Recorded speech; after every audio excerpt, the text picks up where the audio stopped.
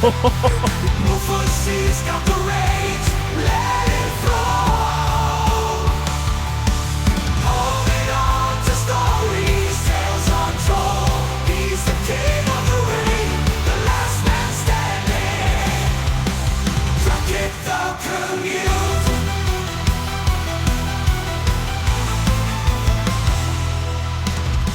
Hello and welcome to another episode of Dropkick the Commute. Today is January 20th, 2025, and we had a packed week of wrestling.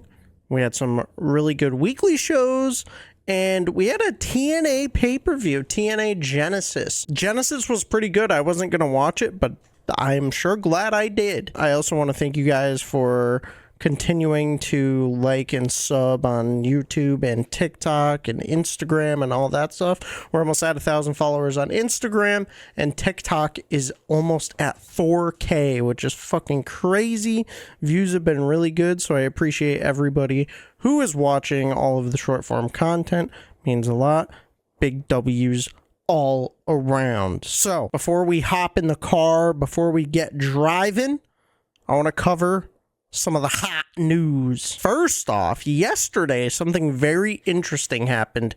PCO, the digital media champion for TNA, seemed to have a crash out at the GCW pay-per-view. So GCW also had a pay-per-view at the Hammerstein Ballroom.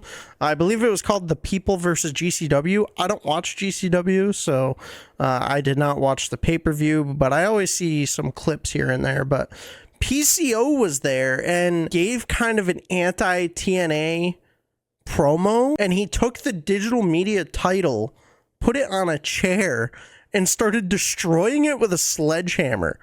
And there were people trying to get him to stop and like all this stuff, and he started cutting the promo.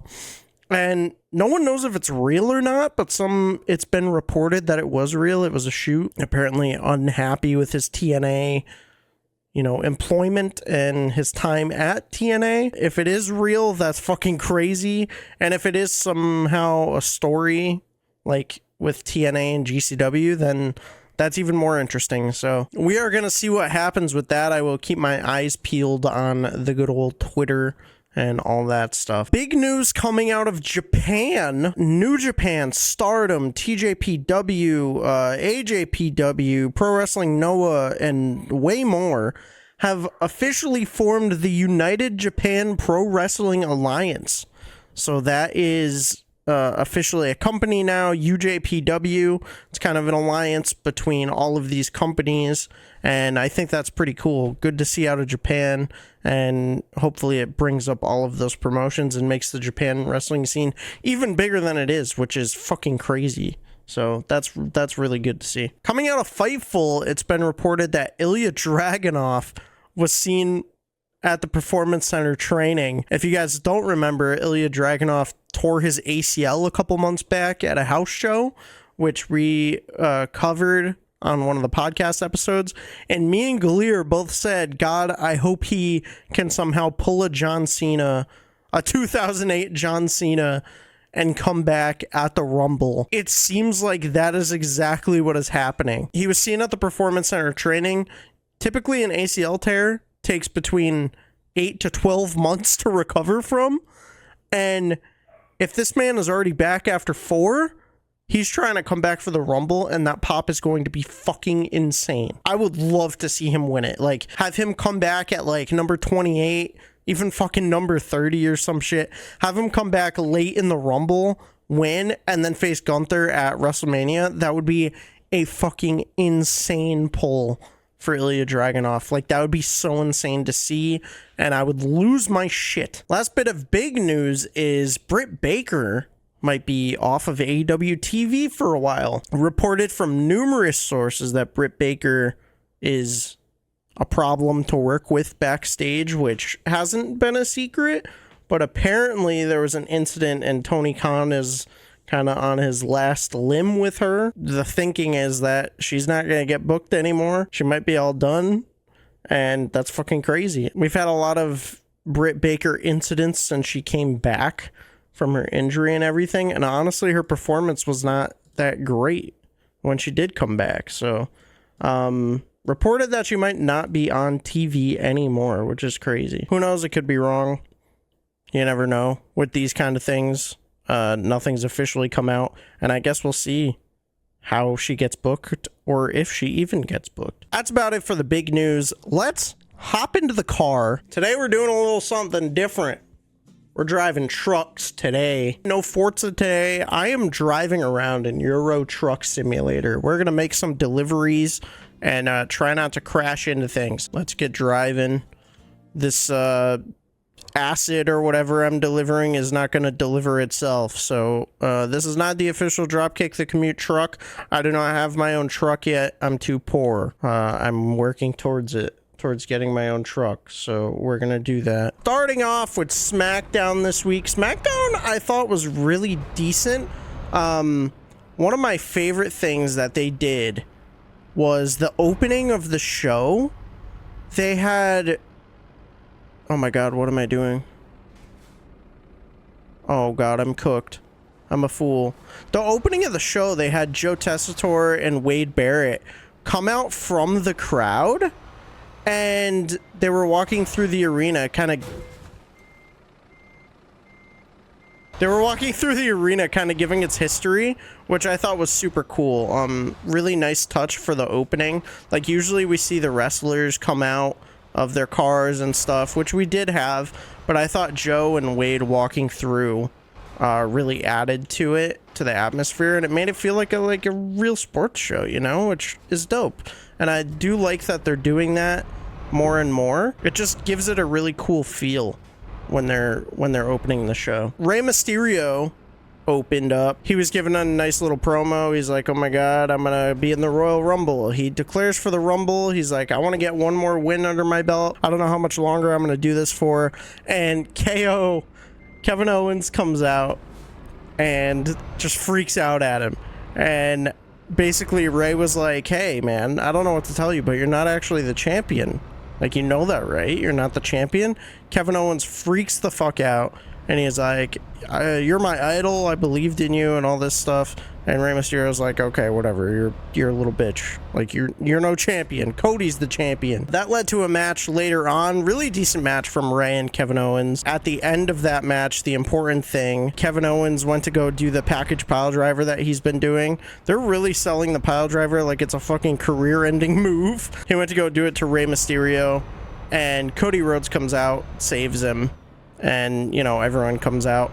Throughout the episode, Nick Aldis was trying to get Cody and Kevin to sign, like, an addendum to their contract for the Royal Rumble, and neither Cody nor Kevin would sign it. It was like, oh, I'll do it when Kevin signs it, and then Kevin was like, oh, I'll do it when Cody signs it. So, neither of them signed it. All this stuff happened after the match with Rey, and then Nick Aldis was like, yo, I tried to work with you guys, but you guys have to both relinquish your titles until the Rumble, and I'm gonna hang them up there, and I don't care what the fuck you guys do until then. Like, give us the titles, and we're gonna hang them up, and you guys are gonna wait to have any physical contact until the Royal Rumble. I think that's going to be a really crazy match, the ladder match that they're having. I remember one of the first things that I watched when I came back to watching wrestling was the Last Man Standing match that Kevin Owens was in with Roman Reigns. Kevin in a stipulation match like that is just so crazy. Like, he's such a good performer, and I really like this character that he's doing right now, where he's like, oh, I'm the real champion. Like, I really like that kind of shit, so I'm excited for that match, for what we're going to get from that. How do I turn on my windshield wipers? It's down. I did it. Okay, I got windshield wipers now. Now I can see. From SmackDown, we've been getting a lot of Naomi, Bianca, all that stuff, because they are currently the tag team champions. Typically, when someone gets injured, they'll relinquish the tag team titles. But a couple weeks ago, Naomi stepped in and she was like, hey, I will take the title. Like, I can do it. I can defend it. And so for some reason they let that happen, and Bianca and Naomi have had it. But the way that Naomi has been interacting with Bianca, like, she is 100% the one that took out Jade. And I am very certain in my brain that that is the fact. Like, I would be very surprised if they come out and say that someone else did it. But the way that everything's been going down, it really makes me think that, you know, Naomi is the one who took out Jade. So that eventually she's going to turn on Bianca. Something's going to happen with that. I don't know if they're going to lose the titles or what, but yeah, that's what I am thinking in my brain. We had a segment with the Bloodline where Jacob and Tama Tonga came out. Solo comes out, and Solo was like gonna cut a promo, but then he's getting booed to all hell because he was scheduled to appear. Like they were advertising, oh, Solo Sikoa will come back and talk, and he goes to talk, he's getting booed, and he just ends up chucking the mic, and he's like, nah, fuck this, like, I'm not gonna talk. He leaves through the crowd, and then Jacob picks up the mic and goes off, dude. Like, this is what I've wanted to see from Jacob, just talking about, like, oh, we're just getting started, like, you're scared of me, like, you just wait till what comes next, pretty much. As they're talking, LA Knight came out to attack the Bloodline, and they ended up fucking him up, so Braun Strowman came to the rescue. So this set up for Saturday night's main event this weekend, which is coming up. We're gonna get Braun Strowman versus Jacob Fatu, so that should be fucking insane. I'm really excited for that match. That's about it from Smackdown, I think. I'm pretty excited for Saturday night's main event this time. The last one was like okay, and we got some interesting things from it. I thought it was cool as like a first one, but I'm actually excited for the card for this one coming up. I think the card is looking much better than the first one was, so I'm pretty hyped for it. And next I want to talk about Collision, which is fresh on the mind because I literally just watched it before recording this, but Collision was decent. We had a few things that were like, I don't know, this is odd, but the first thing was the Texas Death Match between Hangman and Christopher Daniels. That match went absolutely fucking crazy. We haven't seen Christopher Daniels in a ring in a while, but he showed obviously he can still go like crazy. AEW always does a great job with the death matches and, you know, hardcore matches, and this match was no different. Hangman, dude, every death match I've seen that Hangman is in, like, just goes absolutely crazy. We had barbed wire, we had tables, we had so many things. Crazy spot with Christopher Daniels where, you know, they ended up breaking a table, and he takes headlight usage offense. I don't even know how to turn on my headlights, brother. I don't know how to turn on my headlights. Oh god, I'm cooked. I just turned off my engine? I did it. Okay, I got headlights. Christopher Daniels, like, took half of the table that they went through, which was covered in barbed wire.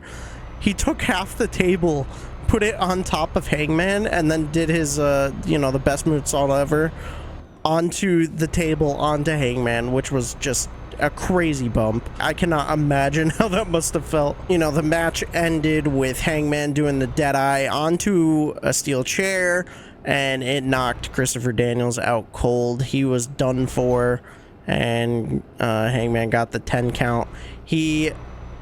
Hangman then proceeded to beat the shit out of Christopher Daniels more, and I don't think we're gonna see much from him from here on out, at least in ring. Another thing from Collision, we had the breakup of the Acclaimed finally. So Max Caster has been continuously, you know, being a dick, just getting into fights with Anthony Bowens, and he's like, oh, I'm the best wrestler alive, you know, doing his fucking thing the whole time. So he calls out Anthony Bowens to the ring, and they get into a little spat, argue back and forth. Billy Gunn comes out, and Max Caster's like, okay, you gotta choose. It's either me or Billy Gunn. And Anthony Bowens chooses Billy Gunn. Thank God. So the Acclaimed is no more. Bye-bye Acclaimed. I'm excited to see what we get out of this. We'll probably get a good little feud between Max and Anthony, and I don't know where Billy Gunn will stand. He'll probably, you know, he kind of called out Max Caster as well, so I imagine he's gonna pretty much stand on Anthony Bowen's side the whole time. Also on Collision, we had the 6-man tag between Rated FTR, Powerhouse Hobbs, the Outrunners versus the Death Riders and the Learning Tree, and it's like, that was such a waste. You truly did not need that. Powerhouse Hobbs got attacked by the Learning Tree backstage before the match, so it was a 5v6 the whole time. And then later on, Powerhouse Hobbs came out, looked strong, got the pin. But the whole match was exactly what you'd expect. It was like about 5 minutes of, you know, wrestling, and then the rest was just chaos and turned out into a 6v6 brawl. And it was just fucking pointless. And then what made me laugh at the end of this was right after the match, they put on a match graphic, Copeland versus Pac on Dynamite coming up. Like, you didn't even set it up, dude. Like, it was so pointless. And this match was even more pointless. Like, you absolutely did not need it. It's just a waste of time. I don't know why he decided, yeah, let's do a 6v6. That's exactly what everyone wants. No one wanted it. Get it out of here. The other thing from the weekend, yesterday, TNA Genesis.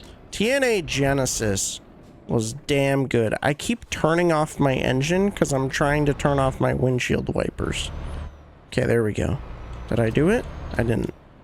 Did I do it now? No. What the fuck is it? Parking brake. Is it up? No. Down? It's down. Okay, I did it. Mission accomplished. I have a whole fucking line of traffic behind me because I just stopped my car. Oh, man. What a mess. I'm a horrible driver. TNA Genesis was very solid. I'm very glad that I watched it. It was a very solid, sold-out crowd.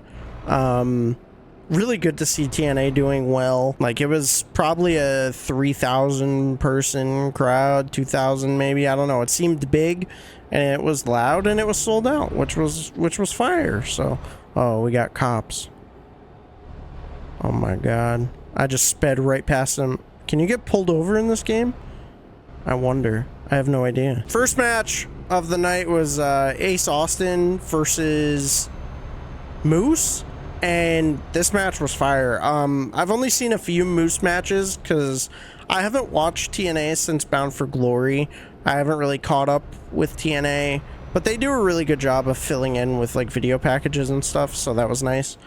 But Ace Austin versus Moose, really, really good match. Obviously, Chris Bay, you know, had his big injury that we talked about a couple months ago, right after Bound for Glory, actually, so really rough for Chris Bay, but they kept bringing him up on commentary because he is Ace Austin's partner, and, you know, bringing up the GoFundMe and shit like that for him. Moose did retain the X Division title, which kind of is a shame, but they're doing a whole thing with it. He like redesigned the X Division title. It looks ugly as shit. And I'm sure we're going to see a lot more from that and the system. Ace Austin went to do a springboard off the rope, and Moose caught him and chokeslammed him onto the apron, and it was fucking rough, dude. It was like a Darby Allin type bump where it's just like, ooh, that fucking hurt. Like, there's no way to fake that, you know? Tessa Blanchard versus Jordan Grace. Really good match, but fuck Tessa Blanchard. The crowd made it known that they do not want her there, chanting she's a racist like numerous times, and this was great. Really great to see. I'm glad this happened. I'm almost got into an accident. Am I good? Okay. Yeah, we were getting she's a racist many chants, and what's even better is this was Jordan Grace's last match in TNA. Many people think she's WWE bound, which I can very much agree with. I very much see that happening. There was a video posted online from backstage. Jordan Grace was giving hugs and saying her goodbyes to like the TNA locker room, and she walked right past Tessa Blanchard, gave her the cold shoulder, said fuck you, and that was incredible. So good on Jordan Grace. I don't know why Tessa Blanchard is there. She should not be. She's a renowned bully backstage. Like, the epitome of racist. I saw a very funny post that said, do you know how racist you have to be for Texas to call you a racist? And that is very much true. So get her out of there. We don't need her. Incredible match. Maybe my match of the night was Josh Alexander versus Mike Santana, last man standing. Did I say last man standing? I meant I quit match. It was an I quit match. Yeah, he's trying to get him to say I quit, beating the shit out of him. Eventually, after a whole lot of beating the shit out of each other, Josh Alexander says, I quit tonight, but I also quit TNA too. So he left the arena. He's like, fuck TNA, I'm all done. And then I guess him and Mike Santana had an agreement where they would shake hands and, kind of pass the torch to Mike Santana. So that is exactly what happened there. We have finished our first delivery, Aberdeen to Edinburgh. All right. Let's do it. So yeah, the I Quit match was very, very good. We had World Tag Team title match, Matt and Jeff Hardy versus the Rascals, and this was a very, very, very good match. The Rascals had some Hardy's inspired gear, which was really good to see. And Jeff Hardy was on Chris Van Vlie's podcast last week at some point, and he was really hyping up this match, and he did a good job at hyping it up, because everything he said I can very much agree with. Talking about getting some counters to the Rascals and doing a whole bunch of different shit, and it really held up to what he was saying. I think this was one of the best matches.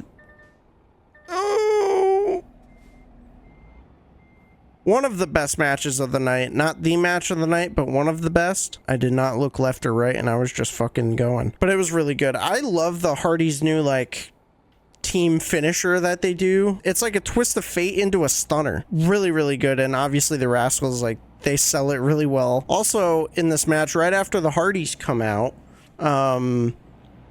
we had Fraxium show up from NXT, and they came in with 2 chairs and just sat next to the ring. Of course, ended up getting involved. They jumped out of the ring right onto Fraxium, and we are getting that next week on TNA. So this week on TNA, we're getting the Rascals versus Fraxium for the NXT Championship, because they are the #1 contenders from September, and they never had that match. So we're getting that on Impact on Thursday. It'll be interesting to see what happens, because we did have the new multi-year deal. At this point, we could really see anything happen. We had Masha Slamovich versus Rosemary in a Clockwork Orange House of Fun match, which was just basically a death match, but it was false count anywhere. And this was just fucking insane. Tacks, fucking nails, barbed wire, everything you can think of. Really good match. Masha Slamovich retains, but the important thing is Cora Jade shows up at the end of this. So Cora Jade from NXT, she comes out, stares at Masha Slamovich, who was on NXT a few weeks ago in the crowd, just scouting pretty much, and presumably Cora Jade is going to go for the Knockouts World Championship, so that's pretty exciting. But then the biggest moment of the night, Joe Hendry versus Nick Nemeth. It's finally Joe Hendry's time. We believe he wins the match, but we did have some complication in the match. Frankie Kazarian comes out with the cup that he won from Bound for Glory. He goes to cash in the cup, and that's when JBL comes out, clotheslines Frankie Kazarian. He's like, no, you're not getting involved in this one, and leaves. He's just the mysterious stranger. He comes out, disappears, and, Joe Hendry and Nick Nemeth put on a banger, and we finally got the dub from Joe Hendry. He is now the TNA World Champion, and I am hoping, for the love of God, that Joe Hendry shows up at the Rumble as the TNA champion. Be absolutely insane pop for him. I'm really hoping in the Rumble we get quite a few TNA people. I think it would be really dope to see, and we can definitely get it now with the new deal. I still have quite a bit to go on my delivery but I am calling it here. Thank you guys for watching. We had a really good week of wrestling. Very good TNA Genesis. Highly recommend go watching it if you have not already. We have the Royal Rumble coming up in 2 weeks. We have Saturday night's main event this Saturday. And we have another video coming up soon. That's not a podcast episode, but I'm editing it this week. And I'm hoping to put it out later this week. So instead of another podcast episode, I might just put out that new video, which I'm really excited for you guys to see. So keep your eyes out for that. Don't forget to like and subscribe if you are not already. Thank you for watching. Thank you for the support. And I will see you in the next one. Now go Dropkick your day, week, month, year. Just give it a big old Dropkick. Goodbye. Goodbye. Bye.